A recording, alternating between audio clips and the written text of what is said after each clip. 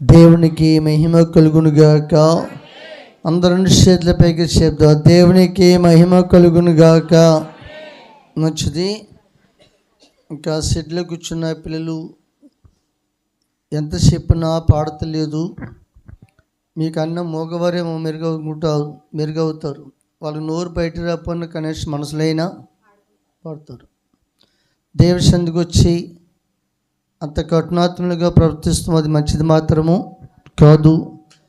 చెప్పబడినప్పుడు దాన్ని పాటించగలిగితేనే దేవుడు ఆశీర్వాదం పొందుతావు, దేవుడు సహాయం పొందుతావు, దేవుడి కాపుదలు కూడా పొందుకుంటావు. వచ్చిన ప్రతిఫలం నీకు దొరక్క మానదు. దేవుడు స్తోత్రం. వచ్చి గ్రహించకపోతే గతిలేనోడు బతికి మనకి సంబంధం తేడా ఏమీ లేదు. కనుక ప్రతి ఒక్కరూ కూడా దేవుడి దగ్గరకు వచ్చేమంటే ప్రతి కార్యక్రమంలో కూడా మనసే పెట్టి పాల్గొవాలి. మాటను స్పందించలేదంటే అర్థం ఏంటంటే మనసు ఉన్నావు కానీ మనసు మాత్రము నీ దగ్గర లేదని అర్థం. దయచేసి గమనించుకోండి. సరే, అందరూ కూడా పరిశుద్ధమైన గ్రంథాన్ని తీసుకుని సామెతల గ్రంథము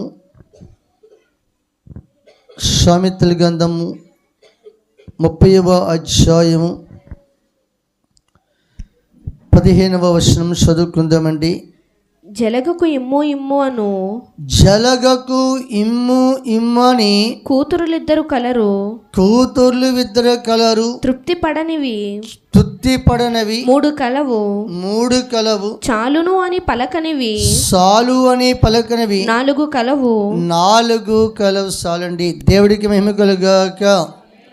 మంచిది. చదవబడిన దేవుని యొక్క వాక్యములో మహోన్నతమైన దేవాతి దేవుడు ప్రేమింపులారా, బైబిల్లో లక్షలాది దేశములో దేవుడు లక్షలాది జీవరాశిని చుట్టించినప్పటికీ కొన్ని జీవుల పేర్లు బైబిల్లో స్పష్టంగా రాయబడి ఉన్నది. కారణం ఏమిటంటే వాటిని శూద్రులకి వాటికి కలిగిన స్వభావము ఈనాడు మనుషుల్లో కూడా ఉన్నది అని అర్థం. దేవుడి మహిమ కలుగాక. దేని గురించి రాయించాడు ఇప్పుడు అమ్మా? దేని గురించి?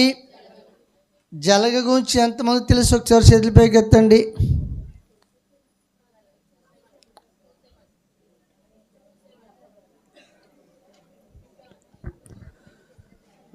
సరే, తెలిసిన పర్వాలేదు, తెలియనిపోయిన పర్వాలేదు, ఎవరిని చెప్తాను మాత్రం జాగ్రత్తగా ఆలకించింది. దేవుడు మహిమ కలుగాక. జలగంటే సింహంలాగో పులిలాగో కేనిలాగా ఉండేది ఏమీ కాదు. మీకు అర్థమైందా? ఉంటమే ఇంత ఉంటుంది. అది దేవుడి మహిమ కలుగాక. అది మనకు మళ్ళీ ఎగరదు, గొంతు లేదు. అర్థమైందా? చాలా నిశ్శబ్దంగా ఉండి దానికి కార్యం జరిగిస్తూ ఉంటుంది. దేవుడి మహిమ కలుగాక. జాతీయ అది అందరికీ కూడా కనపడదు. తదుపరి భూమిలో ఉంటుంది, భూమి అడుగు భాగంలో కూడా ఉంటుంది. అది అయితే దానికి ఉన్న గుణము జలగకు ఇమ్ము ఇమ్ము ఇమ్ము. దానికి ఇద్దరు కూతుళ్ళు. దాని కూతురు మనకెందుకు అలిగితే మంచిది కాదంటేని దేవుడి స్తోత్రం. అర్థమవుతుందండి. దానికి ఉన్న లక్షణం ఏమిటో తెలుసా? ప్రియమైన దేవులారా, సాధారణంగా మనం నీటిలో దిగినా ఏమండి, లేకపోతే పశువులని నీటిలో కడుగుతాను దింపిన పూర్వకాలము జలగలనే ఉండేవన్నమాట అండి. ఆ జలగ పశువుని పట్టుకుందనుకోండి, ప్రియమైన దేవులారా, అది కదలదు మెదలదు, పట్టుకొని దాని రక్తం అంతా లాగద్ది. ఏం లాగద్ది చెప్పాలి? ఆ జలగ ఏం చేద్దంటే ఉంటే ఇంతే ఉంటుంది. 10 పట్టుకుందంటే కదండి పశువుని, గేదెని, జాతరాశిని, జీవరాశిని నీటిలో దిగినప్పుడు దాని రక్తం అంతా లాగేస్తుంది, రక్తం అంతా తాగేద్ది. అది తెలివిగా ఏం చేద్దో తెలుసా? తలకాయ ఎట్టిన గేదె కొట్టుకుని కాడ అది పట్టుకోదు, తోకట్టిన గేదె కొట్టి కాడ పట్టుకోదు. దానికి ఎక్కడైతే అది గేదెకి అవకాశం కొడడానికి అవకాశం లేదు అక్కడ పట్టుకుంటుంది. దేవుడి స్తోత్రం. ఏంటి అనండి బాబా, అనండి మీరు కూడా. అది జాతి అండి. ఇది పట్టుకొని రక్తం అంతా లాగేసుకుంటుంది. అందుకు కాబట్టి అది పట్టుకున్నప్పుడు దాని రక్తం లాగేస్తున్నప్పుడు దాంట్లో ఉన్న బలమంతా ఏం చేస్తుంది? లాగేసుకుంటుంది. అది దాన్ని కడుపుండా తాగి మాత్రం ఊరుకోదు. దేవుడి స్తోత్రం. అవసరమైతే దాని 2 నోర్లు ఉంటాయి. 2 నోరంతా లాగేస్తుంది, పక్క నుంచి అది విడిచిపెట్టేది కిందకి. జాగ్రత్త మీకు గమనించండి. అది సంపుదాయానికి ఎంతే ఉన్నా, మనం అంత ఉన్నా అంత తేలిగ్గా చచ్చిపోయేదేమి దేవుడి మెముకలుగాక. అర్థమైందండి. జలగ సాగుతూ ఉంటుంది అన్నమాట. అయితే ఈ రోజున గమనించండి, ఎందుకు ఆ విలువలు అనే జీవి గురించి దేవుడు అంతగా రాయించాడంటే, ప్రియమైన దేవుడారా, ఒక జలగ మనుషునట్టుకున్న అంతే మనుషులను కూడా పట్టేసుకున్నది అనమాట అండి. మనుషుల్ని పట్టుకున్నప్పుడు కుర్రోళ్ళు మా చిన్నతనంలో ఏం చేసేవారు తెలుసండి, అంటే ఒకటి రాకపోతే ఇంకోటి వచ్చి లాగేవాడు. దాన్ని ఎంత ఉంటుంది, ఇంతే ఉంటుంది. అర్థమైందండి. అయితే కొడితే చచ్చేది కాదు, మీరు జాగ్రత్తగా వినాలి. కొడితే చచ్చేది మాత్రము ఏంటి మాట్లాడాలి, జలగా. అయితే దాన్ని ఏం చేస్తుందో తెలుసండి, ఈ పిల్లలు తెలివితేటలు కలిగి ఈత ముళ్ళు అంత ముళ్ళు తెచ్చి దానికో దుక్కుని తలకాయ గుచ్చేసి ఉన్న సాగదీసి ఇంకో దుక్కు ఇంకో చివరిని గుచ్చేసి అలా చంపేవాళ్ళు అనమాట. దాన్ని దేవుడి మహిమకులుగా. అది ఉండటం అంత చిన్న జీవైనా కానీ పశువులో ఉన్న రక్తం మనుషులో ఉన్న రక్తం ఈజీగా కదలకుండా మెదలకుండా కొట్టకుండా లాగేస్తుంది. అది అర్థమైందా? ఈనాడు మనసుని పట్టుకొని పీడిస్తున్న పాపము కూడా అలాంటిదే. దేవుడి స్తోత్రం. ఈనాడు మనసుని పట్టుకుని కదలకుండా మెదలకుండా మనిషిలాగే ఉంటున్నావు, భక్తుల్లాగే ఉంటున్నావు, దేవుడు బిడ్డలాగే ఉంటున్నావు, సమాజంలో మనిషిలాగే ఉంటున్నావు. ఈనాడు పట్టుకుని పీడిస్తున్న లక్షణము జలగకి వెళ్ళకున్నది. ఈనాడు అపవాది కూడా అలాగే ఆవరించి అనేకమైన జీవితాలను పాడు చేస్తానే ప్రయత్నము చేస్తుంది. దేవుడి స్తోత్రం. దానికి మళ్ళీ ఎవరంటండి ఆమె చెప్పాలి, దాని కూతుర్ల పేర్లు రాయలేదు కానీ జలగ మళ్ళీ 2 కూతుర్లు అంట. దేవుడి స్తోత్రం. అంటే అలగించండి.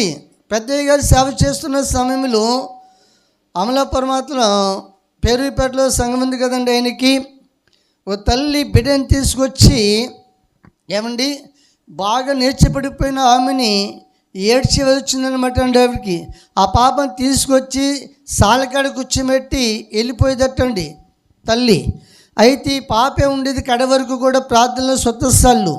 సరే పెద్దయ్య గారు అలా 2-3 తరలు అయిన పరిశోధన చేసి చూసి లాస్ట్ని ఆ తల్లి ప్రార్థన అయిపోయే టైంకి తీసుకెళ్తాకు వచ్చిందనమాట అండి. అయితే ఒక రోజున ఆమెని తాగేసి లాస్ట్ని అప్పుడు అమ్మ ఈ పాప నీకేమవుద్దంటే కూతురు అంది. దేవుడి స్తోత్రం. ఈ పాప నీకేమవుద్దంటే మాట్లాడండి మీరు, ఈ పాప నీకేమవుద్దంటే మా కూతురే అంది. దేవుడి స్తోత్రం. నీకు ఎంతమంది కూతుర్లు అంటే 2 కూతుర్లు అంది. నీకు ఎంతమంది కూతుర్లు అంటే మరి ప్రతి వారం చూస్తున్నాను ఈ పాపను తీసుకొచ్చి అంత బలహీనతలో ఉన్న ఈమెని ఇక్కడ కూర్చోబెట్టి వెళ్ళిపోతాను, నువ్వేం పని చేస్తావని అడిగారు. ఎవరు? పెద్దయ్య గారు. దేవుడి స్తోత్రం. ఆమె ఉత్తి చెప్పిందండి, మేము వ్యభిచారం చేసుకుని బతుకుతామని. ఏం బతుకుతాట? వ్యభిచారం చేసుకుని మేము బతుకుతామండి, మా వృత్తి అది, మా శరీరం అమ్ముకుని బతుకుతామండి. అయితే మీకు గమనించండి, ఇప్పుడు ఆ పిల్లకి వచ్చిన వ్యాధి అంటే వ్యభిచారాన్ని బట్టి వచ్చిన వేడిసి వ్యాధి అనమాట అండి ఆ బిడ్డకి. దేవుడి స్తోత్రం. అర్థమైందా? అయితే ఆ తల్లి ఏం చేస్తుంది, అంత బలీతలో ఉన్న బిడ్డను కూడా అక్కడ కూర్చోబెట్టి ఏం చేస్తే వెళ్ళిపోతుంది అమ్మా. జాగ్రత్త మీకు గమనించండి. అప్పుడు ఒక రోజున పెద్దయ్య గారు వెనక్కి ఆగమని చెప్పేస్తారు తల్లిని బిడ్డని. అప్పుడు ఆయన చెప్పుకొచ్చాడంట. దేవుడి మహిమకులుగాక. అమ్మ అది నీకేనా గొప్ప భాగ్యం అనుకున్నావు, అది నీకేనా గొప్ప భాగ్యం అనుకున్నావా, లేకపోతే నీకేనా గొప్ప బలం అనుకున్నావా, లేకపోతే ఏమిటో అనుకున్నావు? దాని ద్వారా వచ్చిన శిక్ష నీ బిడ్డే భరిస్తుంది. ఈ రోజున ఆ పాప నీ పిల్లల్ని పట్టుని పీడించేస్తుంది. జాగ్రత్తగా కూర్చోకొని మాటలు చెప్తాను అని చెప్పేసి నీ ద్వారా ఎంతమంది పాడైపోతున్నారు. దేవుడి స్తోత్రం. నీ ద్వారా నువ్వు పాడైపోతామని పక్కన పెట్టు, నువ్వు చెడిపోతామని పక్కన పెట్టు, నీ బతుకు పతనం అయిపోయింది ఇప్పటికే. అయితే నీ ద్వారా అనేక మంది పతనం అయిపోతుందని చెప్పేసి ఒకరోజు నువ్వైనా చస్తావు, నేనేం చస్తాం. టైం నీకు ఇచ్చాడు. ఈ రోజున దేవుడి సన్నిధి తీసుకొచ్చాడు కనుక ఒక దైవజనుడిగా చెప్తున్నాను, ఆలకించు.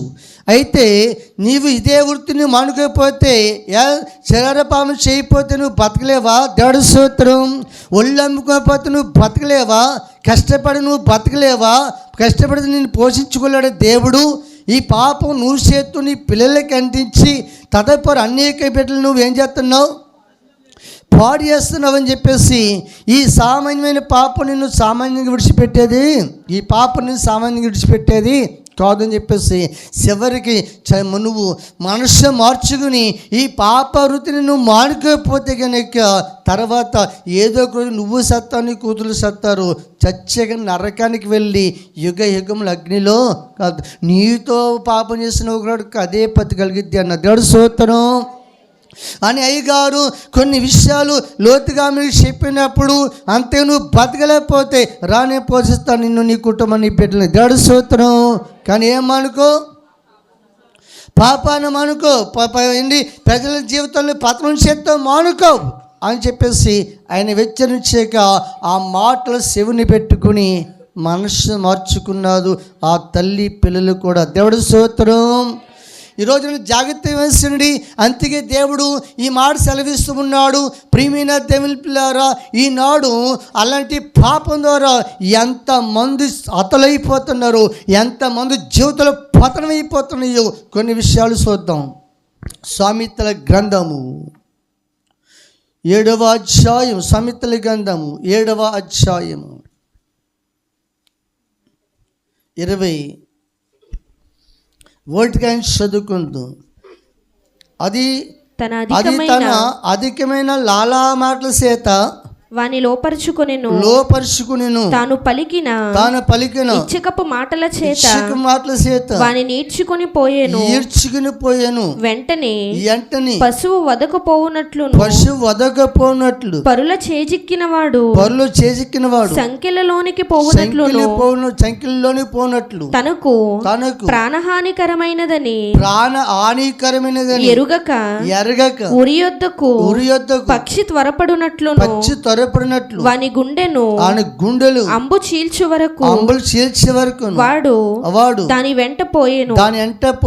నా కుమారులారా చెవియొగ్గుడి, నా నోటి మాటలు ఆలకించుడి. జారస్త్రీ మార్గం తట్టు నీ మనస్సు తొలగనీయకు. దారి తప్పి అది నడుచు త్రోవలలోనికి పోకుము. అది గాయపరిచి పడద్రోసిన వారు, చెప్పండి, అది గాయపరిచి పడదోసిన వారు అనేకులు. అది చంపిన వారు లెక్కలేనంత మంది. దాని ఇల్లు పాతాళమునకు పోవు మార్గము. దేవుడు చూస్తున్నాం.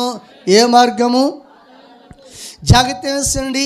అది ముందర లాలా మాటల చేత ఎన్ని మనసుని వశపరుచుకుని ఆ కాడి నుంచి జాగ్రత్త వేసండి. వదకు వెళ్ళిపోతున్న పశువు పోయండి, మరణానికి వెళ్ళిపోతున్న పశువు వెళ్ళిపోయినట్లుగాను, ఉరి వద్దకు ఒగ్గపడిన పచ్చి వెగిరి ఉళ్ళో పడిపోయినట్లుగాను అండి జీవితం అలాగైపోతుందని అది లెక్కలేనంత మందిని. ఎంతమందిని? ఈ రోజున జాగ్రత్త వేసండి. చెప్పాను కదా, జల్లగా పైకి కనపడదు కానీ ప్రియమైన దేవులారా మనిషిలో ఉన్న రక్తం అంతా లాగేసుకుంటుంది. రక్తం ప్రాణం, నీ ప్రాణంతో సెలగాటవాడిది ఎవరు అనుకున్న ఈ రోజున పాపమే. నీ బతుకుతో సెలగాటవాడుతున్నది ఏంటి అనుకున్న ఈ రోజుని. దేవుడి స్తోత్రం. పాపం నీ పరిస్థానికి తీగానే ఉండొచ్చు, ఆనందంగా ఉండొచ్చు, సంతోషంగా ఉండవచ్చు. దేవుడికి ఎవడు అనేది చేసేవాడు కాదు. స్త్రీకి భర్తనిచ్చాడు, భర్తకి రండి ప్రియమైన చెప్పారా భార్యనిచ్చాడు. ఆ సంతోషము అది వారు దేవుడిచ్చిన వారి ద్వారానే మనిషి పొందాలి. కానీ ఈ రోజున జాగ్రత్త వేసండి. పాపాన్ని చోడిచ్చావా చెబుతున్నాడు. ఈ జల్లగా ఉంటము కోతే ఉంది, అది పెద్ద ఆరుబట్టంగా ఏం కనపడదు. ఆవరించిందంటే పట్టుకుందంటే గమనించండి ప్రియమైన చెప్పారా. దాంట్లో రక్తం అంతా లాగేసుకుంటుంది, బలమంతా లాగేసుకుంటుంది. ఈరోజు దేవుడు చెప్తున్నాడు, మన జీవితంలో ఉన్న పరిశుద్ధ జీవితమైన ఆత్మీయ భక్తి అయినా దేవుడితో సహవాసమైన దాని ఊళ్ళో పడ్డవాడు లాగేసుకుంటుంది అని చెప్పాడంటే దాని ద్వారా చచ్చిపోయిన వారు చెప్పాలి. మీరు దాని ద్వారా చచ్చిపోయిన వారు అనేకులు, తర్వాత చచ్చేది కూడా అదే. దేవుడి స్తోత్రం. ఎక్కడికి వెళ్తారంటే పాతాళానికి. చెప్పండి, ఇంకా అది పాతాళం ఎక్కడుందో మనకి ఇంకా పూర్తిగా చచ్చగా తెలుస్తుంది. దేవుడి స్తోత్రం. మారు మనిషి పొందకుండాను పాపాన్ని విడిచిపెట్టకుండా బతికితే కనుక చచ్చగా తెలుస్తుంది పాతాళం ఎక్కడ ఉందో. ఏమండి, జాగ్రత్త మీకు గమనించండి. ఎందుకో జలగూసి ఈ రోజున దేవుడు మాట్లాడుతుండంటే ప్రతి ఒక్కరము కూడా మనము ఈ విషయాన్ని మనం గుర్తుంచుకోవాలి. ఎందుకంటే ఈ రోజున పాపం పెచ్చిరైపోయే దినాల్లో మనం ఉన్నాం కనుక చెబుతున్నాడు, జలగకి సుప్తి ఉండదు, ఎంతమంది రక్తమని లాగేసుకుంటుంది, దాని సమయపోయింది, రక్తవనిగా ప్రాణం. చెప్పండి, నీ ప్రాణంతో సెలగాటము. ఈ రోజున అపవాది కూడా అంతే. దేవుడు చెప్తున్నాడు, మనిషి చేసి వేరే వేరే పాపాలు మనిషికి దూరంగానేమో కానీ వ్యభిచారమైన పాపం మాత్రము శరీరంలో దేహములో కలిసిపోయింది అని చెప్తున్నాడు దేవుడు. కొరింథీయులకు రాసిన పత్రిక, కొరింథీయులకు రాసిన పత్రిక 6వ అధ్యాయము, మొదటి కొరింథీయులకు రాసిన పత్రిక 6వ అధ్యాయము 17 కానీ చదువుకుందాము. అటువలే ప్రభువుతో కలుసుకునేవాడు ఆయనతో ఏకాత్మై ఉన్నాడు. జారత్వమునకు దూరముగా పారిపోవుడి. మనుష్యుడు చేయు ప్రతి పాపమును దేహమునకు వెలుపల ఉన్నది గాని జారత్వము చేయువాడు తన సొంత శరీరమునకు హానికరముగా పాపము చేయుచున్నాడు. మీ దేహము దేవుని వలన మీకు అనుగ్రహింపబడి మీలోనున్న పరిశుద్ధాత్మకు ఆలయమై ఉన్నదని మీరెరుగరా? మీరు మీ సొత్తు కారు, విలువ పెట్టి కొనబడిన వారు గనుక మీ దేహముతో దేవుని మహిమపరచుడి. చూడండి, దేవుడికి మహిమ కలుగాక. రెండు చేతులు పైకి చేద్దాం. దేవుడికి మహిమ కలుగాక. ఇంకా ఎత్తుల చేతులు. దేవుడికి మహిమ కలుగాక. బైబిల్లో మాట ఉండదు, బుద్ధి గలవాడికి మాట చెప్తే 100 తెరలు చెప్పినట్టుగా ఉంటుందట. మాట సంధించాలని మీరు చెప్తున్నాను. దేవుడికి మహిమ కలుగాక. అయితే రోజు జాగ్రత్త మీకు గమనించండి. మనిషి చేసే ప్రతి పాపాలు అనేది లక్షలాది రూపాయలు ఉంటాయి. అయితే ఇక్కడ ప్రతి పాపం మనిషికి దేహానికి వెనక్కి ఎదండి 10 పక్కకుందేమో కానీ వ్యభిచారమైన పాపం మాత్రము ఈ దేహములోకి ఇవిడిపోయింది, కలిసిపోయింది. మీలో చెప్తున్నాడు ఇక్కడ, దేవునితో సహవాసం చేసే వ్యక్తి మిమ్మల్ని ఏం చేసేటి, ఆయన పరిశుద్ధ రక్తంతో మిమ్మల్ని కొన్నాడు కనుక మీ దేహముతో దేవుని ఏం చేయాలి, మహిమపరచు. జాగ్రత్తడానికి ఏమన్నాడు, దూరంగా పారిపోండి. దేవుడి స్తోత్రం చెప్పాలి. ఎక్కడ పారిపోమన్నాడు, దూరంగా పారిపోండి అని. ఇలా పాపం చేయలేని మనిషి పుట్టకపోయినా పుట్టించి ఆశ కలిగిన సైతానుడు ఉన్నాడు. గమనించండి, రోజున తీసుకొచ్చి నీ కళ్ళ ముందు పెడతాడు, తీసుకొచ్చి నీ కళ్ళ ముందే నాట్యవాడిస్తాడు, తీసుకొచ్చి నీతోనే ఏంటి నీ తలంపులు మార్చేస్తాడు. జాగ్రత్త, దేవుడికి మహిమ కలుగాక. అందుకు కాబట్టి జారస్త్రం అనేది, ఈ పాపం అనేది చాలా భయంకరము. బైబిల్లో ఉన్న పాపాలన్నిటికంటే భయంకరమైన పాపం ఏంటో తెలుసా, ఇదే. దేవుడి స్తోత్రం. బాగా భయంకరమైన పాపం ఏంటి? జాగ్రత్త. మీ వ్యవస్థను ఒక్కసారి పట్టుకుందంటే నీ కుటుంబం పతనమయ్యేదాకా విడిచిపెట్ట. జాగ్రత్త. దేవుడి స్తోత్రం. ఒకసారి చల్ల చూశాను. ఊరి పేరు చెప్పారు, ఇంటి పేరు చెప్పారు, స్త్రీ పేరు చెప్పారు, పురుషుల పేరు అన్నీ కూడా చెప్పారు. చల్లను అయితే అన్నీ అంతగా నేను గ్రహించలేదు. కానీ అండి, స్కూల్ పిల్లలు వెళ్తారు కదండి, స్కూల్ పిల్లల్ని తీసుకెళ్తున్న వ్యక్తి జాగ్రత్త. ఆ డ్రైవర్ నెంబర్లు కూడా ఉంటే గవర్నమెంట్ పిల్లలు రాకపోని ఏంటని ఫోన్ చేస్తే నెంబర్లు కూడా తీసుకుంటారు. అయితే గమనించండి, ఆ డ్రైవర్ ఏం చేస్తాడో తెలుసా, పిల్లల్ని తీసుకెళ్ళిపోయాక జాగ్రత్త మొత్తం మీద ఇంటి ఆవిడ నెంబరి ఆవిడ దగ్గర ఉంది. ఆయనకి భర్త జాబ్ చేసుకుంటాడు, 3 పిల్లలు ఆవిడికి. ఎంతమంది? 3 పిల్లలు. జాగ్రత్త. ఆ 3 పిల్లల్ని చదివించుకుంటానికి, పోషించుకుంటానికి, భార్యతో 4 ఆత్మతో 5 కుటుంబాన్ని పోషించుకుంటానికి చేసుకుని జాబ్ సాలపోతే జాబ్ డ్యూటీ అయిపోయి కూడా ఇంకో డ్యూటీ చేసుకుని కుటుంబాన్ని పోషించుకున్నాడు. జాగ్రత్తగా ఆలకించిన దేవుడి స్తోత్రం. ప్రియమైన దేవుని పిల్లారా, అలా ఉండగాను ఏం చేశాడంటే తీసుకెళ్ళి పిల్లల్ని దింపేసాక ఇంక వాడికి ఖాళీయే, పిల్లల్ని పంపేసాక ఈవిడికి ఖాళీయే. జాగ్రత్త మీకు గమనించండి, మాట్లాడండి. ఓ తరంతరలు మెల్తంగా ఫోన్ చేస్తూ అలాగే ఏదో చక్కగా చెప్పాడు కదా, లాలా మాటలు చేతులు ఆక్కుంటారని. అయితే అలా అప్పుడప్పుడు ఫోన్ చేస్తూ రాను ఏం చేస్తుంటే సావాసం ముదిరిపోయింది. దేవుడి స్తోత్రం. జాగ్రత్త మీకు గమనించండి, ఇచ్చలివిడు మాటలు మాట్లాడుతూ మళ్ళీ పెట్టండి. తర్వాత గమనించండి పిల్లారా, ఏమండి ఆమె శరీరం దేహం అంతా కూడా చల్ల పనులు చూపెట్టమని నానా రకాలుగా ప్రయత్నాలు చేస్తారు. అన్నీ కూడా వాళ్ళు ఏమండి తర్వాత ఇవన్నీ బయలుపడే చెప్పడు మాటలు. అయితే గమనించండి ప్రియమైన దేవులారా, తదుపరి అలా ఉండగా ఏం చేస్తారంటే తర్వాత మొత్తం ఏంటి వీళ్ళు లేచి వెళ్ళిపోతా ప్లాన్ వేసుకున్నారు. దేవుడి స్తోత్రం. ఏం వేసుకున్నారు? అప్పుడు ఈవిడ అంటుంది, నా పిల్లల్ని వదిలిపెట్టి నేను రాలేనట్టుంది. నా పిల్లల్ని వదిలిపెట్టి జాగ్రత్త మీకు గమనించండి. ఆయన నాడు పిల్లల్ని తీసుకొచ్చామన్నాడు. అయితే పిల్లల్ని తెచ్చుకోమని దూరంగా వెళ్ళిపోతే జాగ్రత్త గమనించండి. ఏమిటి ఆ కానించి ఒక హైదరాబాద్కు ఏరియాకి వెళ్ళిపోయే వాళ్ళు అక్కడ క్యాప్టెన్ చేస్తున్నారు. ఒక నెలలు జాగ్రత్త మీకు గమనించండి. అంటే అలాగే మొత్తమే పోషించగలిగాడు. కానీ ఆ కాంక్షి ఈ కుటుంబాన్ని పోషించలేక వాడు మొత్తం పరారు అయిపోయాడు. చూసారు ఇప్పుడు ఏమైపోయింది? కుటుంబం ఏమైపోయిందో జాగ్రత్త. దేవుడి స్తోత్రం.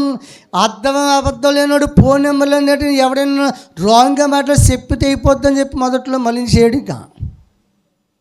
దేవుడికి మహిమ కలుగాక. జాగ్రత్త మీకు గమనించండి. ఈ రోజున దేవుడి పిల్లలమైన మనము ఎందుకు ఈ మాట చెప్తున్నంటే జలగి వింతే ఉంటుంది. ఏమండి అది కంటికి కనపడదు, భూమి అడుగులో ఉంటుంది, నీటి అడుగులో ఉంటుంది, ప్రాణాలతో సెలగవాటమవుతుంది. పాపం నీ జీవితంలో, నీ ఆత్మ జీవితంలో, నీ తలంపుల్లో ఉంటుందేమో. జాగ్రత్త, అది బయటకు ఎవరికి కనపడకపోవచ్చు. నీ జీవితాన్ని పతనం చేసేదాకా విడిచిపెట్టేది మాత్రము కాదు. దేవుడికి మేము కలుగాక. అది గమనించండి. ఆ కానించి నోరు నెత్తి బాదుకుని ఏం చేయాలి ఏంటి ఈ భర్త ఇప్పుడు చెప్పారు. ఆ కుటుంబం పోషించుంటే కదా, ఆ భార్య పిల్లల్ని పోషించుంటే కదా పొద్దున్న వెళ్ళిన వాడు సాయంకాలం కష్టపడి ఆ కష్టపడే సాయంకాలం మళ్ళీ కుటుంబం పోషణకర వెళ్తలేదని మళ్ళీ ఇంకొక 2 గంటలు 3 గంటలు పని చేసుకొచ్చి కొండి మరి జాగ్రత్త వహించండి. కుటుంబాన్ని పోషించుకుంటే చూడండి ఇప్పుడు చూసారా ఎంత పతనానికి పతనం కట్టిందో. ఒకసారి ఆలోచించండి. అదే చెప్తున్నారు దేవుడి స్తోత్రం.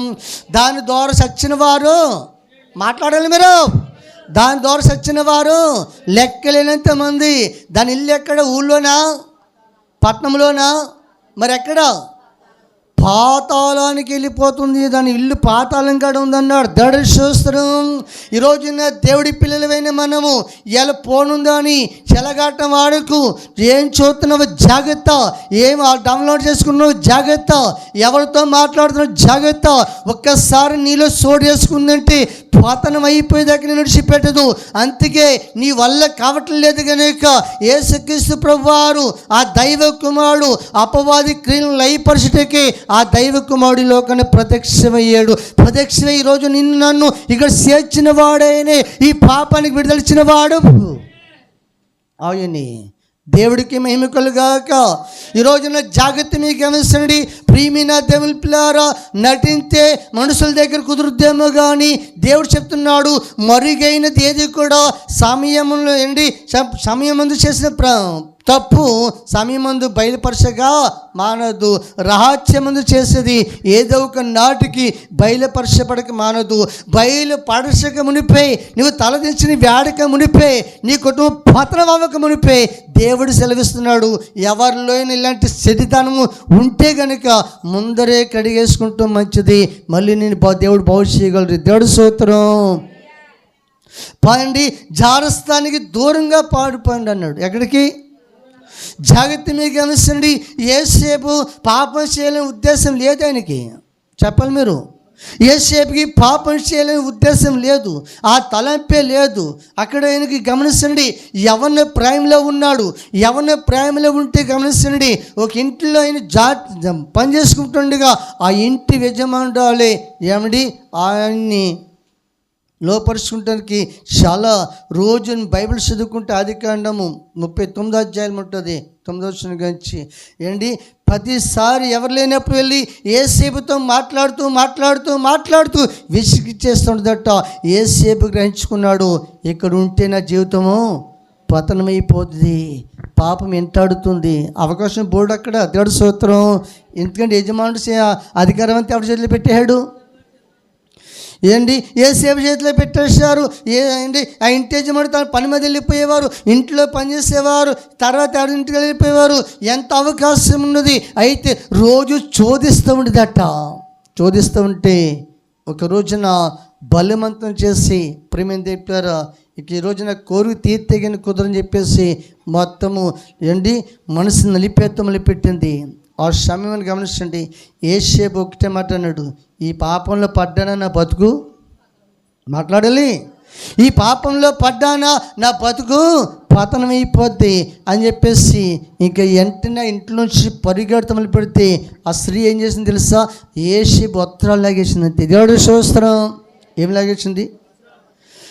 వస్త్రాలు లాగేసి వస్త్రాలు ఏమో చేతులు ఉండిపోయి యేసేపేమో పరిగెత్తి వెళ్ళిపోతున్నాడు. చూసేవాళ్ళు కూడా అనుకోవచ్చు చెప్పారో ఇదేదో జరిగిందో తప్పు చేసి వెళ్ళిపోతాడు అని. కొన్ని సందర్భాల్లో నీతిమంతులకు కలిగే పరిస్థితులు కూడా అలాగే ఉంటాయి. అయితే మీరు గమనించండి, యేసేపు పరిగెత్తి వెళ్ళిపోయాడు, ఆ పాపను చోటు ఇవ్వలేదు, జరస్థానికి చోటు ఇవ్వలేదు. తదుపరి ఇలాగ భర్త వచ్చారు, భర్తతో చెప్తుంది ఏంటి, ఎంత చక్కగా చెప్తుందో తెలుసా, ఏమండి ఊరు కాని వాడు పేరు కాని ఎవడో తెలియని తీసుకొచ్చి ఇక్కడ పెట్టారండి, మీరు మంచోడు అనుకున్నారు, మీరు అంతా అధికారం అంతా ఆయన చేతిలో పెట్టాడు. యేసేపు మంచివాడు కాదండి, నేను పవిత్రాలని, ఎలాగా నేను పవిత్రాలని, నేను గుణవంతురాలని. అంత కాబట్టి యేసేపు నన్ను బలవంతం చేస్తుంటే నేను గుణవంతురాలను కనుక, నీ భార్యని కనుక, నీకు నేను కాపురం చేయాలి కనుక, నేను ఈ పాపం చేస్తే నాకు ఇష్టపడలేదు కనుక అంతే నేను ఆ చేతులను తెప్పించుకున్నా, నన్ను బలవంతం చేస్తాడు. ఇదిగో వెళ్తూ నేను ఆ సందర్భములో ఆయన వత్తాలు నా చేతులు ఉండిపోయి ఇక యేసేపు వస్త్రాలు అంది. నమ్మేడు ఆయన, ఏం చేయడు, నమ్మేశాడు. కొన్ని ఇలాంటి విషయాలు 100% అబద్ధాలు ఉన్న నమ్మేస్తారు. దేవుడు స్తోత్రం. పాపం చేసినాడు ఒప్పుకుంటాడా? ఒప్పుకుంటే గొడవ పండుది కదా, ఒప్పుకోకే కదా తిప్పలని. దేవుడికి మెముకలుగాక. జాగ్రత్త. మీకు గమనించండి, దేవుడి పిల్లలమైన మనము అయితే అతను చేసేటి రాజుగారు చెప్పి ఆ యేసేపుని చెరసాల చేశాడు. ఏమించాడు? చెరసలేంచాడు. చెరసల్లో ఉన్న పర్లేదు, ప్రశాంతంగా ఉన్నాడు, మాట్లాడాలి. చెరసాల్లో ఉన్న పర్వాలేదు, ప్రశాంతంగా ఉన్నాడు, జీవితం పతనం కాకుండా కాపాడుకున్నాడు. దేవుడు స్తోత్రం. సరే చెప్పండి, ఇప్పుడు చెరసాల్లో కూడా ఎవరు తోడైనారు? ఆయనకి ఎందుకు తోడైనాడు? ఈ దేహంలోనికి దేవుడు తప్ప ఇంకెవరికి చోటు లేదు కనుక. దేవుడు స్తోత్రం. భయము సిందకు భక్తుడా ఈ మాయలోక సాయిల చూసే భయము చెందకు భక్తుడా, భయము చెందకు నీవు, దిగులు చెందకు నీవు, భయము చెందకు నీవు, దిగులు చెందకు నీవు, జీవమిచ్చిన యెహోవున్నాడు. ఓ భక్తుడా, ప్రాణం పెట్టిన యేసయ్యున్నాడు, జీవమిచ్చిన యెహోవున్నాడు. ఓ భక్తుడా, ప్రాణం పెట్టిన యేసయ్యున్నాడు. ఐగుప్తు దేశమందునా యోసేపు పాపము చెయ్యనందునా, ఐగుప్తు దేశమందునా యోసేపు పాపము చెయ్యనందునా, పట్టి బంధించి రాజు చెరసాలలో వేస్తే, పట్టి బంధించి రాజు చెరసాలలో వేస్తే, రాజు కలలు చెప్పలేదా? ఓ భక్తుడా, రాజ్యమంతా ఏలలేదా?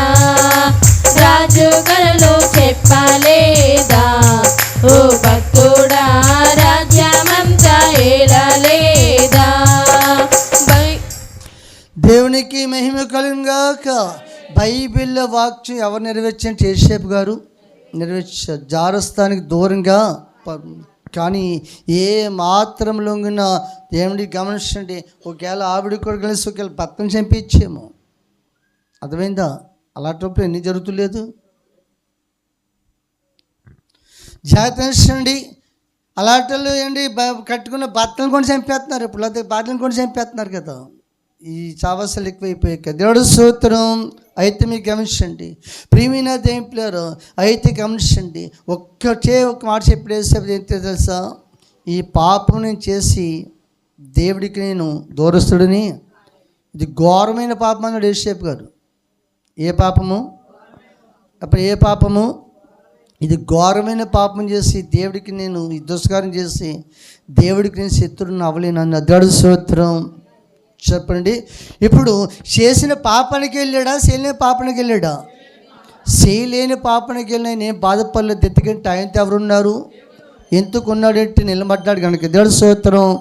ఎందుకు నిలబడ్డాడు కనుక అక్కడ కూడా ఉన్నాడు. అయితే మీకు గమనించండి, యేసేపు నీతో మంతునని ఆయన చెప్పుకోలేదు, ప్రజలందరూ తెలుసుకునేలాగా దేవుడు చేశాడు. సమయం అంటే వస్తుంది, నీతో మంతుడికి ఎప్పుడైనా సరే ఆ ఘనత ఇవ్వకమాండు దేవుడు. దేవుడి స్తోత్రం. కానీ ఈరోజు చెప్తున్నాడు ఒక జలగ గురించి ఎంత చెప్పాడు తెలుసా? జలగ ప్రేమ అందరికీ కనపడదు అనుకున్నారా? కనపడద్దు. నీటి అడుగు పగలుండి దాని రహస్యం అంతా జరుగుతుంది. ప్రాణాలతో సెలగాటం దానికి చెప్పాలి మీరు. ఈరోజు నీతో నాతో సెలగాటం ఎవరు కొనుక్కోరు? అపవాది. పత్రికలో ఉంది కదా, అపవాది మొదటి నుంచి ఏం చేస్తున్నాడు? వాడు పాపం చేస్తూ ఉన్నాడు కనుక అంత గమని జాగ్రత్త. సహోదరుడు సహోదరి, ఈ రోజున ప్రేమ చెప్తున్నాడు, అది పాడదోసిన వారు ఎంతోమంది. దాని విల్లు ఎక్కడుందట? పాతాళంలోనికి ఉంది. దాని ద్వారా సచ్చిన వారు అనేక మంది అన్నాడు. ఈరోజు జాగ్రత్త. ప్రపంచంలో ఇప్పుడు ఎక్కువైపోతున్నవి ఇవే. దేవుడు చూస్తున్నాం. దేవుడి పిల్లలుగా ఒకవేళ మనలో ఏదైనా లోపం అనేది గమనిస్తున్న తలంపులో లోపం ఉంటే ముందరే దాన్ని విడిచిపెడతాం. చాలా మంచిది. అది జలగలాగినట్టు నీ బతుకుని లాగేస్తుంది. జాగ్రత్త. దేవుడికి మహిమ కలుగాక. ఏమండి జాతి ఈ రోజున దేవుడి పిల్లలమైన మనం కూడా ఈ పాపాలు అన్నట్లు భయంకరమైన పాపాలు ఏంటి? ఈ పాపం ఏంటి అన్నాడు? ఎందులో కలిసిపోతుందంటది? దేహంలో కలిసిపోతుంది. దేహంలో కలిసిపోయి దేవుడు చోటు లేకుండా చేస్తున్నది. మీరు ఇలువ పట్టి కొనబడిన వారు అన్నాడు. ఏం పెట్టి? ఆయన ప్రాణం పెట్టాడు. అదే ఆయన ఇలువ. ప్రాణానికి ప్రాణి. మనము కూడా పాతాళానికి వెళ్ళి పాపమైండుగా మన కొరకు ప్రాణం పెట్టిన వాడు ఆయనే కనుక ఆయన ప్రేమ తెలుసుకుని బతకలి రోజున మనం. దేవుడి స్తోత్రం. ఒకవేళ బైబిల్లో గమనించండి, మీరు అనుకోవచ్చు వ్యభిచారం చేసినప్పుడు ఎంతమందిని దేవుడు క్షమించలేదు అని. వాళ్ళు తెలియక చేశారు. అర్థమైందా? తెలియక చేసినప్పుడు ప్రభు చెప్పాడు. అర్థమైందా?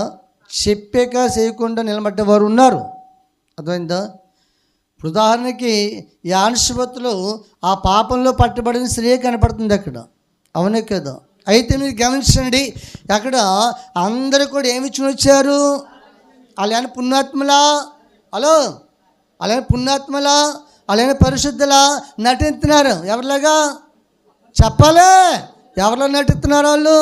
ఏ పాపం మేము ఎరగవని నటించుతూ రాలిచ్చి కొట్టుకుంటూ వస్తున్నారు. దేవుడి స్తోత్రం. నీ నటన నా దగ్గర కుదరొచ్చు, నా నటన నీ దగ్గర కుదరొచ్చు. ఎందుకంటే మనం కనిపెట్టలేం కనుక. అర్థమైందా? తరుగుతుండి యేసు ప్రభు దగ్గరికి వచ్చారు. ఏమండి ఈ స్త్రీ ఏం చేస్తుంది చూసాము. మరి ఇంకోటి ఉండాలి కదా మాట్లాడేటి. వ్యభిచారం ఎంతమంది చేస్తారు? ఇద్దరు ఉండాలి. ఎంతమంది చేస్తారండి? ఒకటి చేస్తుందా? మరి మా పురుషుని నెట్టుకున్నాడా? ఆ తెలివి కూడా తప్పిపోయాడు. దేవుడు చూస్తాను. అర్థమైందా? కొందరు తెలుగుగా తప్పించుకుంటా నేను తోచేసాక. ప్రియమైన దేవులారా, అయితే కూడా అందరూ రాళ్ళిచ్చి కొట్టేస్తానికి చెప్తున్నారు యేసు ప్రభుని. నువ్వేం చెప్తావు? మోసే ఏం రాశాడు పాత నిబంధనలో?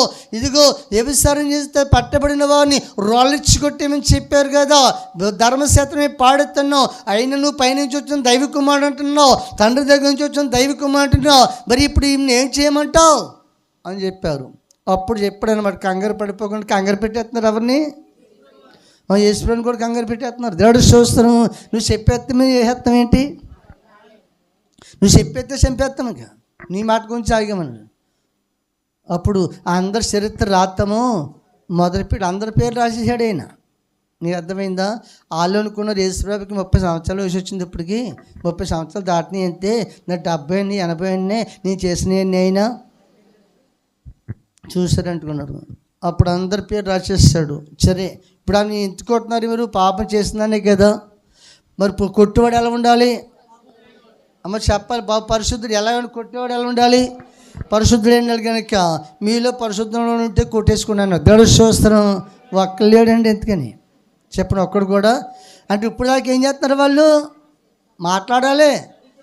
వాళ్ళలోనే ఉంది పాపం, ఏ పాపం ఉన్నా వాళ్ళలోనే ఉంది, కానీ ఏం చేస్తున్నారు? పాపం ఇంకా బయటకే రాలేదు.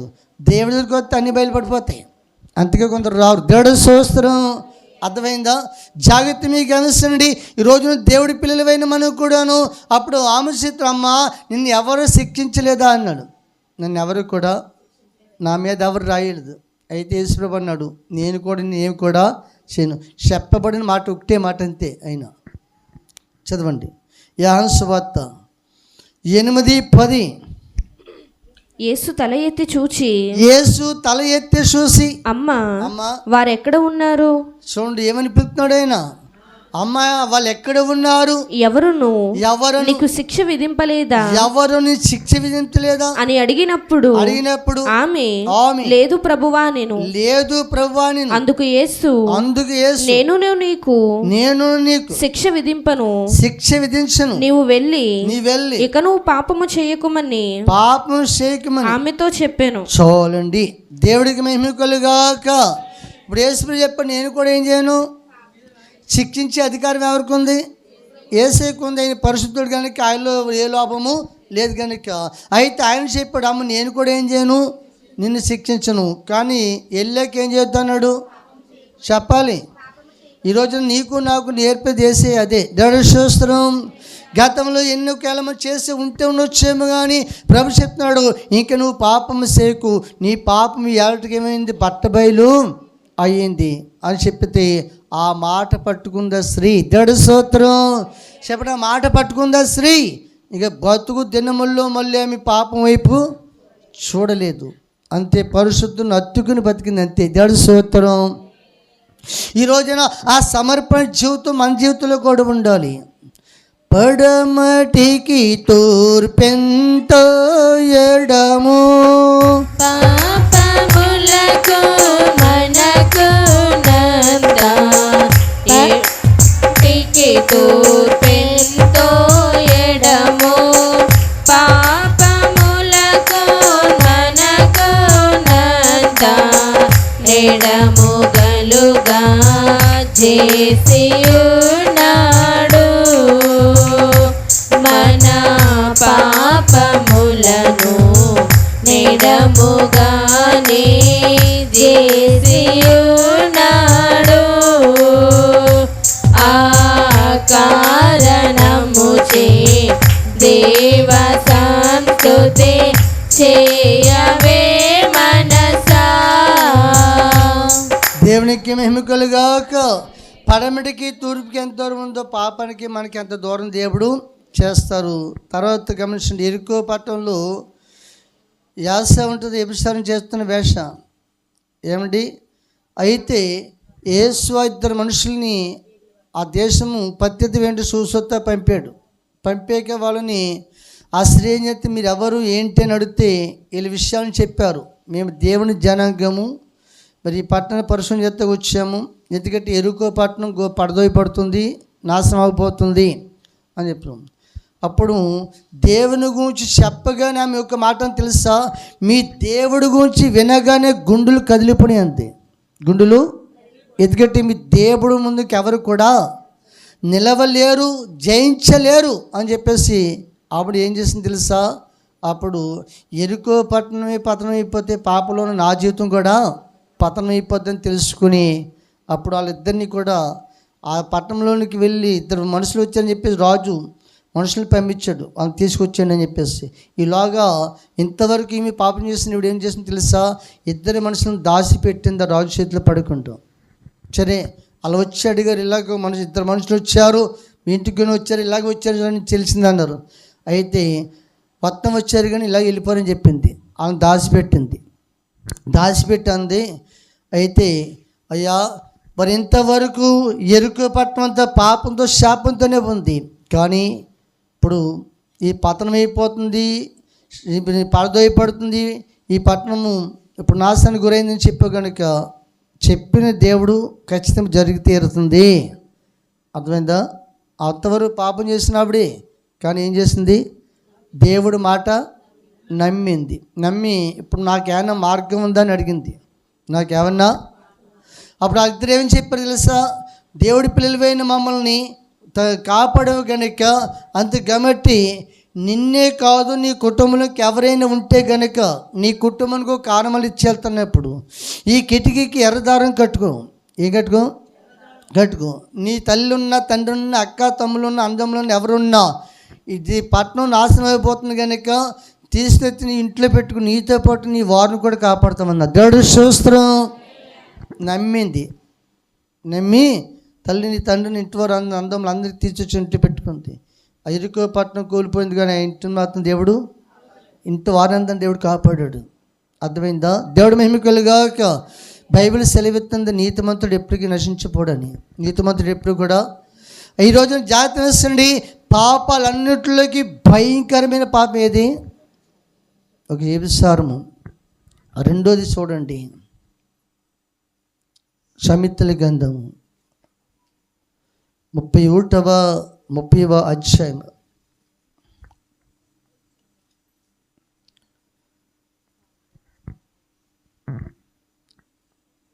సామెతల గ్రంథము 31వ అధ్యాయము 7వ వచనము చదువుకుందాం. వారు తాగి తమ పేదరికము మరుతురు, తమ శ్రమను ఇక తలంచుకుందురు. చాలండి. దేవుడి మహిమ కలుగాక. రెండోది ఏంటి అమ్మ చెప్పాలి? తాగిన వాడు ఏం మర్చిపోతాడట? బేదారికం మర్చిపోయి ధనవంతుడు అయిపోతాడు అనుకుంటున్నారు మీరు? మీకు అర్థమైందా బాబు? అర్థమవుతుందా? తాగిన వాడు ఏమైపోతాడట? బేదారికాన్ని. మీకు అర్థం చెప్తుంది.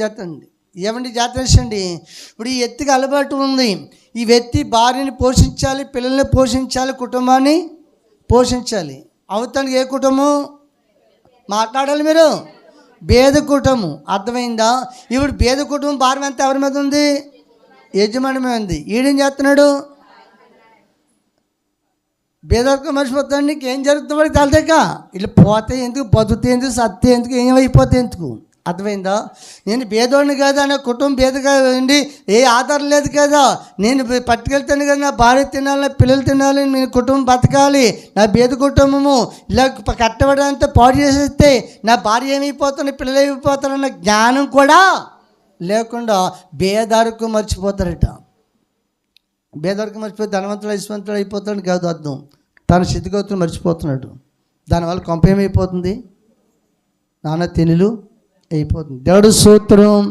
ఒక రోజున ఒక ఆయన చక్కగా రోజు ఇంట్లో తాగుతూ ఉండేవాడు. మందు పట్టుకెళ్ళి తర్వాత తినడానికి కూడా పట్టుకెళ్ళి ఒక రోజున ఆ టేబుల్ మీద తిని తాగి ఆ టేబుల్ మీద అలా పడుకున్నాడు. ఈలోగా ఆ ఇంట్లో ఎలక అటు ఇటు తిరుగుతుందంట. ఇంట్లో ఎలక అటు ఇటు తిరుగుతూ ఏం చేసిందంటే, రోజు ఇంత కాయ తెచ్చి తాగుతాడు, అసలు ఇదేంటని చెప్పేసి ఎలక ఏమని చేసింది, ఆ గలాస్లో ఉన్నది కొంచెం నాలుగుతో సహాయాన్ని కొంచెం లాక్కున్నాక దానికి ఎదురు రుచిగా అనిపించింది. అనిపించి మొత్తం తాగి గలాస్లో కొంత వదిలేడు, మిగతా ఎవరు తాగేశారు? ఎలక తాగేసి అంటుందంటండి. ఏమండి, పిల్లి వస్తుందో పులి వస్తుందో రొమ్మడే అంటుందండి. ఎవరు ఈ రోగా పిల్లి రానే వచ్చింది. అర్థమైందా? పిల్లి రానే వచ్చింది. పిల్లిని చూద్దులోకి ఎలక్కి దాక్కునే అవకాశాలు ఉన్నాయి. బుడింగి నీళ్ళు కళ్ళను దూరేస్తే పిల్లి దూరలేదు కదా. మీకు అర్థమైందా? ఏంటి అలా ప్రాణాలు కాపాడుకుంటుంది ఎవరు? అర్థమైందా? పిల్లి చాలా మీట్గా పట్టేది ఎలకల్ని. ఈ రెండు తెలివైనయే. పిల్లి తెలివైందే, ఎలక తెలివైంది. చూడండి, ఎలక ఎప్పుడైనా సరే ఇలాగొచ్చి మనం ఆ కనపడగానే ఇలా దూరేద్ది. దాని ఇల్లు ఎక్కడో ఉంటుంది. అర్థమైందా? దానికి చాలా కన్నాలు ఉంటాయి. దేవుడు మహిమకులుగా పిల్లి చూసి ఒక్క తెల్ల పట్టేది దాన్ని. అర్థమైందా? ఈ ఎప్పుడైతే ఒక సుక్కాల పట్టేంది ఎవరికి? ఇది ఏమని కోరుతుంది? పులి వస్తుందో పిల్లి వస్తుందో రమ్మనికి ఆగేస్తుంది ఎవరిని అంటే ప్రమాదానికి ఆగేసుకుంటుంది. ఈలోగా ఈ మాట ఎవరి సేవలో పడ్డది? పిల్లి సేవలో పడ్డది.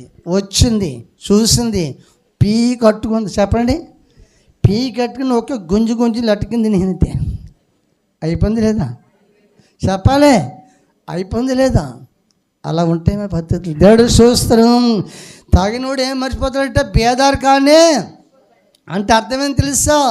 ఇవాళ కట్టబడి నా కుటుంబానికి ఏ ఆధారం లేదు. నా పట్టుకెళ్తేనే ఆధారం, నా పట్టుకెళ్తే నా పిల్లలు బతకాలి, నా పట్టుకెళ్తేనే నా భార్య బతకాలన్న జ్ఞానం లేకుండా అంతవరకు కట్టబడి అంతకండి ఆ కాలం చేస్తుంటే తంట సరానికి వేస్తాడు.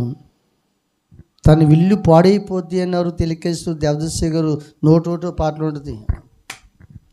దేవుడికి మహిమ కలుగునుగాక.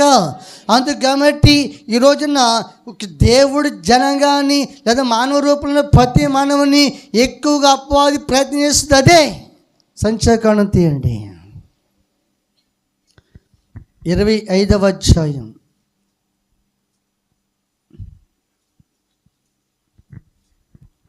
త్వరగా మొదటి నుంచి సంఖ్యాకాండం 25వ అధ్యాయం. ఇశ్రాయేలీలు షిత్తీములో దిగి ఉండగా చదవండి. ప్రజలు మోయాబురాండ్రతో వ్యభిచారము చేయసాగిరి. చాలండి. దేవుడు మహిమకులుగా ఇప్పుడు నా యంక్షుడు అందరు కూడా 22వ అధ్యాయం నుంచి 23వ అధ్యాయం నుంచి బాలాకు రాజు కనపడతాడు, బిలాము కనపడతాడు. మీకు అర్థమైందండి? మీకు ఎన్నోసార్లు చెప్పిన వాక్యం. అయితే దేవుడు తన నుండి ఈ బాలాకు దేవుడి జనాన్ని పదం చేస్తాను ఎన్నో ప్రయత్నాలు చేశాడు. బిలామును వాడుకుంటూ ప్రయత్నం చేశాడు. అయినా గమనించండి, అయితే లొంగలేదు. దేవుడు అన్నాడు, నా పిల్లల చుట్టూ నాకు కాపుదల నా పద్ధతి ఉంది అని చెప్పేసి దేవుడు కాపాడుకుంటూ వస్తున్నాడు. చిట్టేసరికి ఏ ప్రాణిహారు తెలుసండి? బాలాకు యొక్క జనము ప్రేమ చెప్పారు. అందమైన స్త్రీలను ఎక్కడికి పంపారు తెలుసా? ఇశ్రాయేలు ప్రజల దగ్గరికి పంపారు. మీకు అర్థమైందా? వీళ్ళు అంతవరకు నడుస్తూ సాగుతూ ఉన్న ప్రయాణము ఎప్పుడైతే వాళ్ళు అదిప్పి తప్పి వాళ్ళతో ఏకమైపోయారు, ఇక దేవుడు మీకు కింద చదువుకోండి, దేవుడు కోపం రగిలిపోయింది. అక్కడ దేవుడు స్తోత్రం. ఏమి రగిలిపోయింది? దేవుడు పాత నిబంధన. ఇప్పుడు ఇంకొక మాట చెప్తే ఆలోచించండి. ఇప్పుడు మనకి బైబిల్లో రెండు గ్రంథాలు. ఏ గ్రంథాలు చెప్పాలి? పాత నిబంధన కొత్త నిబంధనకి తేడా ఏంటి చెప్పాలి? పాత నిబంధనకి కొత్త నిబంధన తేడా ఏంటి? పాత నిబంధనలు దేవుడు మాట వినకుండా ఏమైనా అటాచ్ చేశాడో అక్కడే మళ్ళీ ఇంకా గడువుల అవకాశం లేదు. ఇది కొత్త నిబంధన అంటే అర్థమని తెలుసా? దేవుడు మనకు దిద్దుకుంటాకి ఏమిస్తున్నాడు? పాపాన్ని తప్పుకుంటాకి ఏమిస్తున్నాడు? శాపండి ఎంతకీ బోధింత రంగ చేస్తున్నాడు దేవుడు మనకి. దేవుడు స్తోత్రం. ఈ కొత్త నిబంధన దేవుడు అవకాశం ఇస్తున్నాడు. ఏం చేస్తాను? పాపం చేస్తానికి కాదు, పాపం మునిగిపోతుంది కాదు, పాపం నుంచి తప్పించుకుంటానికి. చెప్పండి. దేవతనయా క్రీస్తునా దుందా అయ్యో పాపులాకై పడాలి. దేవలోకము విడచి వచ్చేతివా, పాపులకై వచ్చినావా, పాపులను కరుణించినావా, పాపులకై వచ్చినావా, పాపులను కరుణించినావా.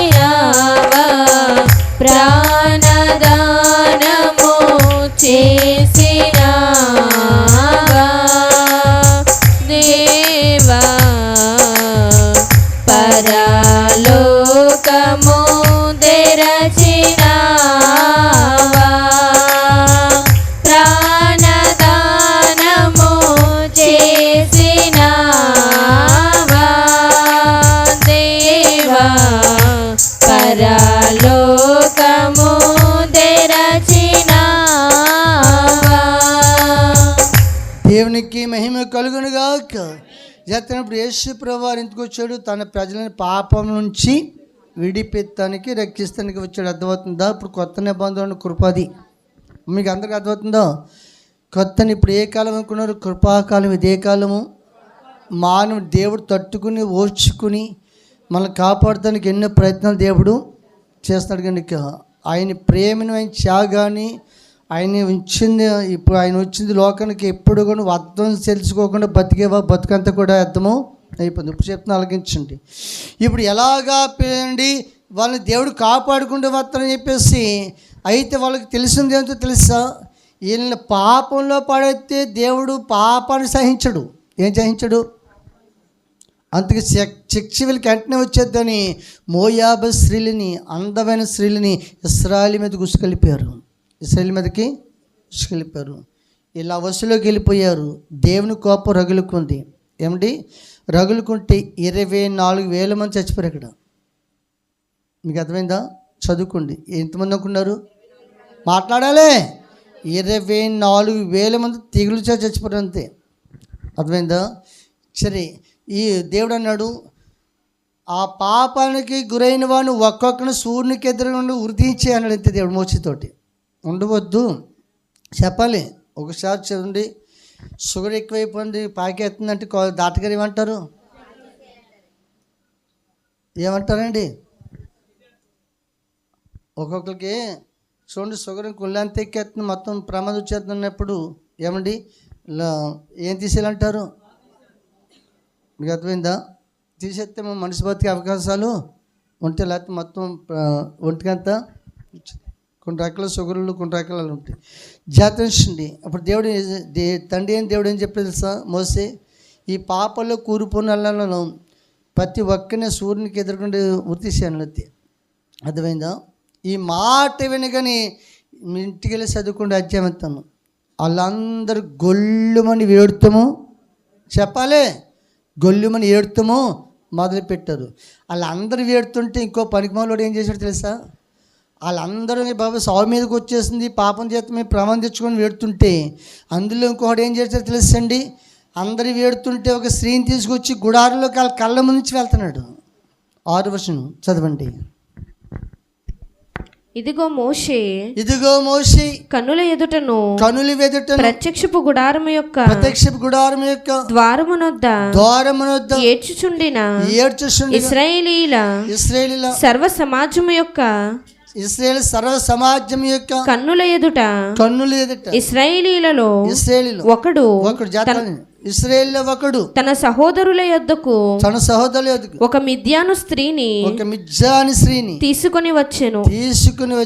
యాజకుడైన అహరోను మనవడు ఎలియాజరు కుమారుడునైన ఫీనెహాసు అది చూచి సమాజము నుండి లేచి ఈటెను చేత పట్టుకొని పడక చోటికి ఆ ఇశ్రాయేలీయుని వెంబడి వెళ్ళి ఆ ఇద్దరిని అనగా ఆ ఇశ్రాయేలీయుని ఆ స్త్రీని కడుపులో గుండా దూసిపోవునట్లు పొడిచెను. చాలండి అమ్మ. ఇప్పుడు అర్థమైందా? దేవుడి స్తోత్రం. ఇప్పుడు చేసిన పాపానికి శిక్ష వచ్చేసిన అందరూ ఏం చేస్తున్నారు? వేడుతున్నారు. ఎవడు గుడాని కాడ? మీకు అర్థమైందా? ఎవడు గుడాని కాడ వేడుతున్నాడు. ఈలోగా ఒకటి గమనించండి. వాళ్ళ ఏడుపులో వాళ్ళు ఉంటే, ఇలాగ ఒక మిద్యాను స్త్రీని తీసుకుని ఇప్పుడు వాళ్ళు ఎదురుగుండా వాళ్ళ ఏడుపు కళ్ళ ప్రాణాలపై పద్ధతులు ఏడుతూ వాళ్ళు ఉంటే జాతరించండి, ఆ స్త్రీని తీసుకుని ఆ గుడారంలోకి వెళ్ళాడట. ఏమండి? అహరోను కుమారుడు వెలియాజరు కుమారుడు ఫీనెహాసు ఏమండి ఇతడు చూసి తట్టుకోలేకోరే పనికిమాలోడా, పాపం గురించే కదా ఇప్పుడు ఎంత శిక్ష వచ్చింది, నువ్వు మళ్ళీ వీళ్ళందరూ పాపం గురించి చేసిన పాపం గురించి వేడుతూ ఉంటే మళ్ళీ సిగ్గు లేకుండా నువ్వు వాళ్ళ కళ్ళ ముందు వీళ్ళందరి ముందు తీసుకెళ్ళి గుడారులోకి వెళ్తామని చెప్పేసి ఇంకెవరితో చెప్పలేదు. ఈటు తీసుకున్నాడు. ఈటు తీసుకుంటే స్త్రీ పురుషులు గుడారులోనే ఉన్నారు. ఇద్దరిని ఒక్క పోటీ పడితే ఇద్దరు ఆ ఈటు ఈ ధరించి వచ్చి ఆ గుడారంలోని చచ్చిపోయారు. దేవుడు స్తోత్రం. దేవుడు మెచ్చుకున్నాడు ఆ మాటని. దేవుడు అర్థమైందండి. చూసారు ఎంత భయంకరమైన పద్ధతితో దేవుడు అన్ని రకాలుగా కాసూస్తే ఎక్కడ పడిపోయారు వాళ్ళు? పాపంలో అన్నిట్లోకి ఏ పాపం భయంకరమైనది? వ్యభిచారం. రెండోది ఇక ఉన్న పాపాలు వేరే వేరుగా ఉన్నాయి. ఇది మాత్రం దేహంలో కలిసిపోతుంది, ఈ దేహం జీవితాన్ని పాడేసేస్తుందని చెప్పాడు. కనుక అంత గమట్టి రోజున దేవుడి పిల్లలైనా మనం బైబిల్ శ్రేయండి. తప్పు చేసిన చాలామంది ఉన్నారు, కానీ దేవుడు మాటలు లోబడి దిద్దుకుని బతుకున్న వాళ్ళు కూడా చాలామంది ఉన్నారు. దేవుడు స్తోత్రం. లోబడక పతనమైన వారు కూడా ఉన్నారు. ఈ రోజున ఎవరికి వాళ్ళు ఏం చేసుకోవాలి? నిర్ణయము ఏమండి? ఇంటున్న మనము ఎవరిలో, నాలో అయినా నీలో అయినా ఎవరిలో అయినా ఎవరిలో ఏ లోపం ఉన్నా దేవుడు మన వాక్యం ద్వారా ఇచ్చేస్తాడు. ఏ ఒక్కరు నశించిపోతుంది దేవుడికి ఇష్టము లేదండి. దిద్దుకుని బతకాలి. చెప్పండి.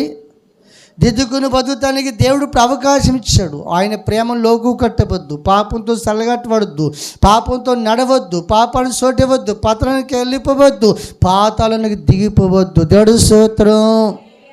పాతాళానికి దిగిపోవద్దు.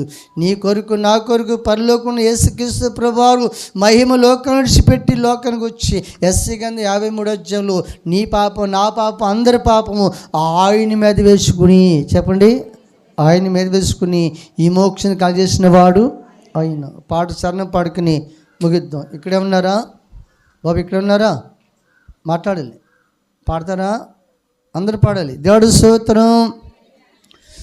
మహిమలో వెలిగేటి మహారాజు మహిమ వీడి మనకై వచ్చాడని పాడాలి.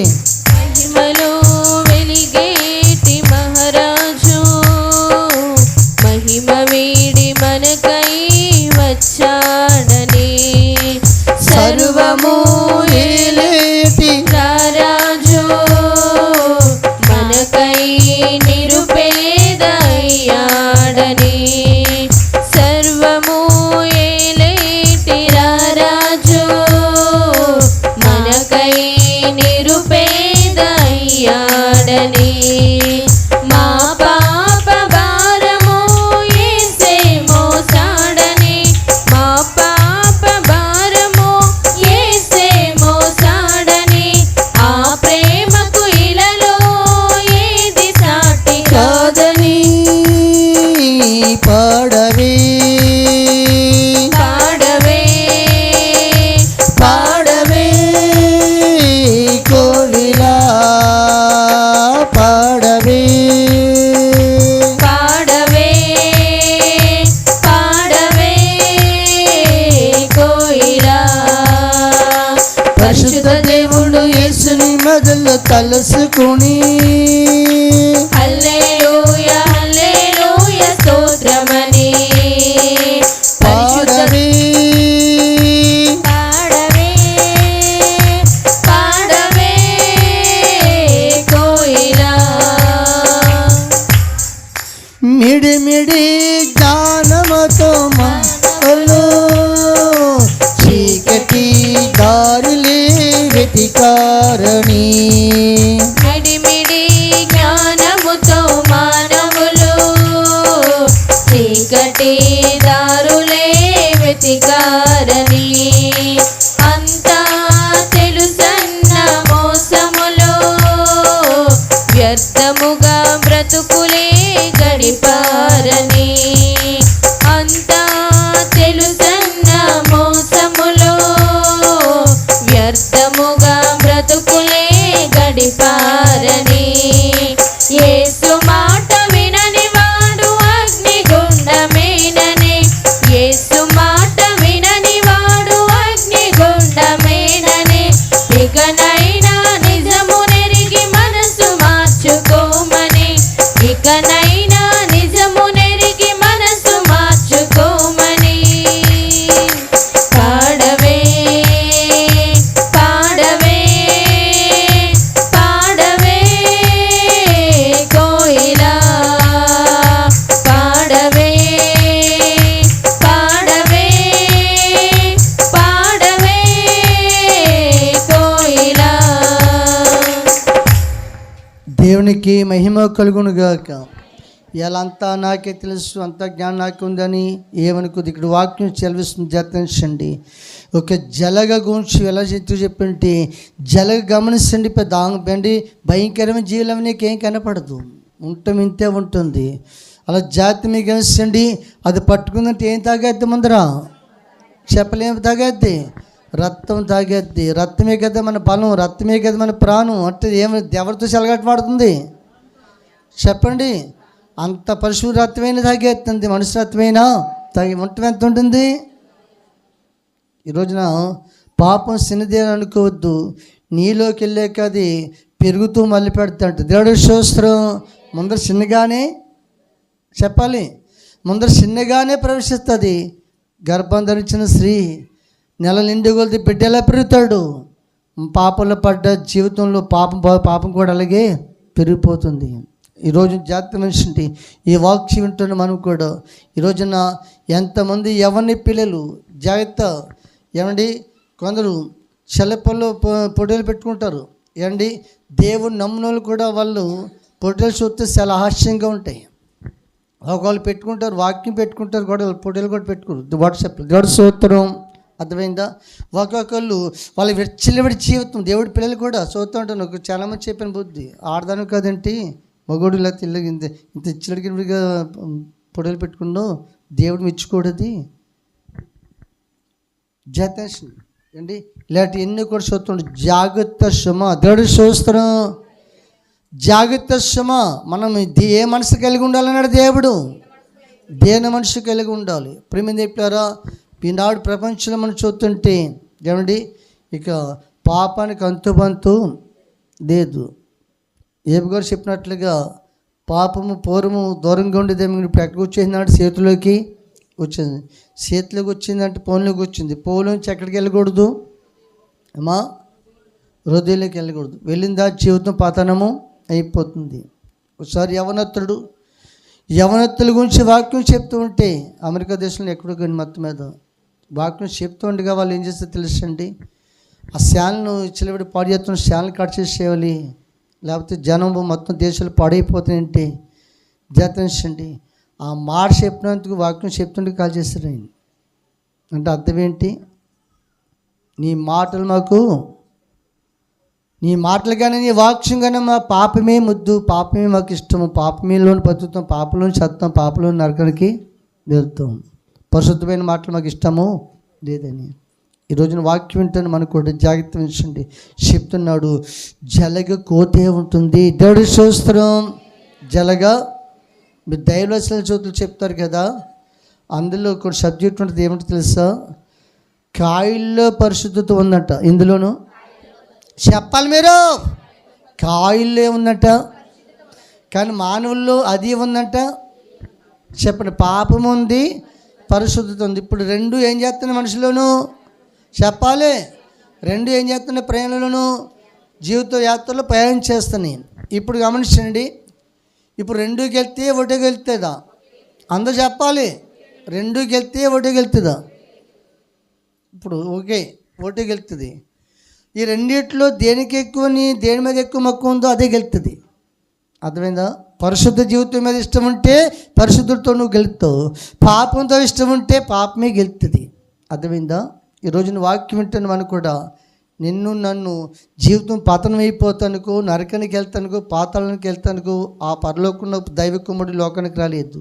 ఏమండి మనం చెప్పండి, మన భారం అంతా మోసినవాడు ఎవరు?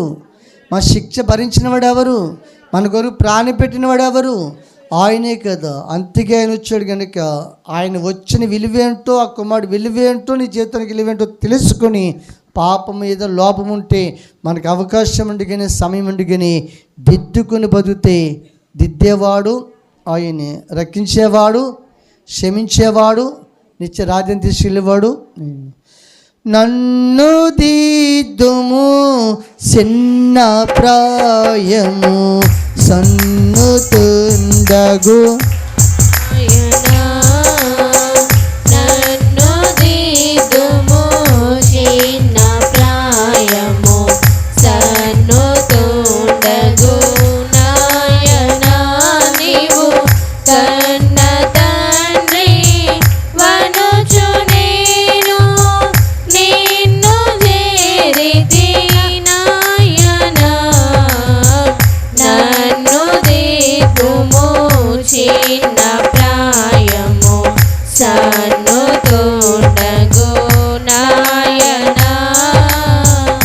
శత్రువగు తాను నన్ను మిత్రుజేయను నాయనా శత్రువగు తాను నన్ను మిత్రుజేయను నాయనా ఎన్నో స్తోత్రములు కల్పించెను నా నేత్రములకు నాయనా నన్ను దిద్దుము చిన్న ప్రాయము సన్నుతుండగు నాయనా. దేవునికి మహిమ కలుగునుగాక. దేవదాసి గారికి ఎన్నో పెట్టిందంట. చెప్పండి, దేవదాసి గారికి నువ్వు నేను మిత్రులమే అందంట. చెప్పాలి, నువ్వు నేను మిత్రులమే, తేడా ఏమి లేదు. నేను అక్కడి నుంచి వచ్చాను, దేవుడి దగ్గర నుంచి నువ్వు కూడా. అయితే గమనించండి, నా జీవితంలో తగులటది కానీ అని చెప్పేసి ఎన్నో పెట్టిందంట. ఎవరికి చెప్పాలి? ఎన్నో పెట్టిందంటే ఆయన నేత్రాలు పాపాలు పెట్టిందన్నమాట అండి. దేవుడి స్తోత్రం. అందుకే శిరీక్షతలు ఆయన ఏం రాశారు చెప్పాలి? ఏం రాశాడైనా? శిరీక్షతలు ఏం రాశాడైనా? బాబా ఇప్పుడు ఆగలిస్తున్నారా బాబా? శిరీక్షతలు ఏమి రాశాడైనా? అమ్మా, శిరీక్షతన 21 వచనాలు ఉంటాయి. ఓకే, అందులో ప్రాముఖ్యమైన మాట ఏంటి తెలుసా? బైబిల్లో ఉన్న పాపాలే కాక మన కాలం అనండి, మన కాలానికి ఏ పాపాలంట? బాగా చెప్పేస్తున్నారు మీరు. దేవుడు చూస్తున్నాం. ఏ పాపాలంట? ఇప్పుడు నేను చెప్పిన బైబిల్లో పాపాలే భయంకరంగా ఉన్నాయి. మళ్ళీ ఏ పాపాలంట? కొత్తగా వచ్చాయా, అమలో జరుగుతున్నాయి. దేవుడు చూస్తున్నాం. అర్థమైందా? ఆయన యాత్రలకు ఎన్నో చీపడి, అంతగా ఆయన రాశాడు శిరీక్షతుల్లో. బైబిల్లో ఉన్న పాపాలే కాకుండా మన కాలవద్దులకి అనేక కొత్త కొత్త పాపాలు కూడా సాతాను తెచ్చిపెడుతుంది అని. దేవుడు మహిమకులుగాక. కానీ నన్ను నువ్వే దిద్దాలి ప్రభా. చెప్పండి, నువ్వే దిద్దు ప్రభా అని ఆ పాట కట్టారనమాట. దేవుడు మహిమకులుగాక. ఈ వాక్యం ఉంటున్న మనకు కూడా చింతగట్టి జలగ ఎంత ఉంటుంది అమ్మా? అదానికి కత్తి కరెక్ట్గా వస్తుందా? ఏమి మెదలకుండా కార్యము చెప్పండి. ఏం మెదలకుండా పట్టుకుని ప్రేమిస్తారా లాగి పడేస్తుంది అన్నమాట అండి. మన రక్తం అంతా, మన ప్రాణం కూడా అంతే. మా పాపను పట్టుకుంటే సంఖ్యాకాండ 32లో ఉంటే ముగిస్తున్నాను, మోక్షం ముగుతున్నాను. సంఖ్యాకాండ 32 అధ్యాయంలో కూడా పాపం పట్టుకుంటుందట. ఏం చేద్దే? పట్టుకుంటుంది. పట్టుకుంటే విడిచిపెడుతుంది నీ వల్ల కాదు. కానీ దేవుడి దగ్గర మరిపెడుతూ విడిపించగలిగిన వాడు ఆయనే. దేవుడి స్తోత్రం. దేవుడి దగ్గర మొరపెట్టుకుంటూ ఏడిపించేవాడు శంకరి. దేవా, నీ వైపు నేను కళ్ళెత్తానుకైనా ధైర్యం చాలుకని పాపాత్మని ఏం కొట్టుకున్నాడు? దెబ్బని ఏడిపించాడు. వేసే దేవుడి మహిమ కలుగాక. ఎంతకీ రోజున వాక్యం వింటున్నాను. జలకి ఎంతమంది కూతురులట అమ్మా? మళ్ళీ దాని కూతురు పేరు రాలేదు కానీ దానికి మళ్ళీ అది ఎంతసేపు ఇమ్మంటే లాగేసుకుంటుంది అన్నమాట. ఇమ్మంటే అర్థం ఏంటి? మాట్లాడాలి. ఇమ్మంటే అర్థం ఏంటి? లాగేసుకుంటుంది అనమాట. దానికి లాక్కుంటమే తెలుసు. జలకి ప్రాణాలతో ఆడుకుంటమే తెలుసు. రక్తంతో ప్రాణాలుగా అటు చెప్పండి. జలగ ఏం తింటుంది? ఏం తాగుతాం అనుకున్నారు మీరు? అయ్యా, జలగ ఏం తాగుతాం అనుకున్నారు? రక్తం. చెప్పండి. ఈ రక్తం అంతకే మలినమైపోయింది కనుక ఆయన రక్తం ఇచ్చేటప్పుడు మనకి చెప్పండి మీరు. ఇప్పుడు ఎవరి రక్తం తీసుకుంటాం మనము? మన రక్తం మలినమైపోయింది, మన రక్తం పాడైపోయింది కనుక అంతకైతే నా శరీరమైన రక్తం అన్నాడైనా. దేవుడి స్తోత్రం. ఆయన రక్తం నీలో ప్రవేశిస్తాయి. దెబ్బని జయించగల శక్తిని దేవుడు నీకు ఇస్తాడు. కొద్ది మాటలు దేవుడు దీవించునుగాక. పరిశుద్ధుడా, మహోన్నతమైన తండ్రి, నీకు వేలాది వందన స్తోత్రాలు. జలగకున్న గుణము ఇమ్ము ఇమ్ము ఇమ్ము